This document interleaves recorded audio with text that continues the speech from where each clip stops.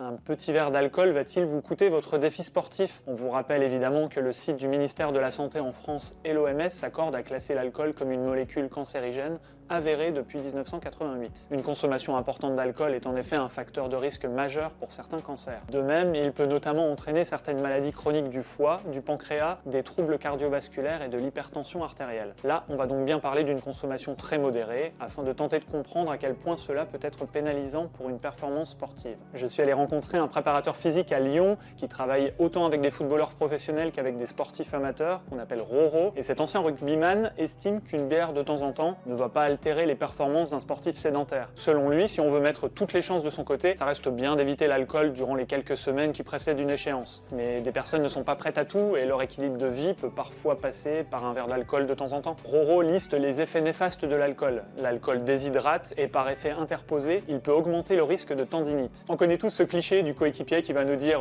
allez, prends une bière, c'est bien pour la récupération. Bah non, c'est archi faux. En fait, Roro nous le dit, l'alcool ne permet pas d'améliorer la récupération. Il faut pour ça des boissons électrolytes riches en sels minéraux qui sont utiles tant pour limiter les crampes pendant l'effort que pour régénérer les muscles ensuite. Donc peu importe, un match de football, un marathon, la vraie boisson tendance à privilégier, elle est là. Et puis il y a une autre conséquence directe, en cas de brinque jusqu'au bout de la nuit, honnêtement, qui va réussir à se lever, à sortir de la couette pour aller courir 10 bornes? En tout cas, sachez que les exemples de changement de vie ne manquent pas. Il y a 2 trailers qui viennent de publier leur histoire. En 2010, Johan Stuck a ainsi délaissé ses whisky coca, ses clubs de soirée, sa pizza quotidienne pour perdre 20 kilos et rapidement devenir un trailer référencé. Et puis on a aussi Alexandre Boucher, avant de se mettre au trail et de devenir très connu sous le nom de Casquette Verte, il était président de BDE d'école de commerce et il nous expliquait qu'à l'époque, ses ultras se déroulaient en boîte de nuit jusqu'à 7h du matin. Aujourd'hui, il a obtenu un top 10 à la Diagonale des Fous, il est régulièrement top 20 à l'UTMB et triple vainqueur de la Lyon-Saint-Élion, que des courses au-dessus des 150 km. Et qu'il conclut systématiquement en s'offrant une petite bière sur la ligne d'arrivée, comme quoi tout est encore possible.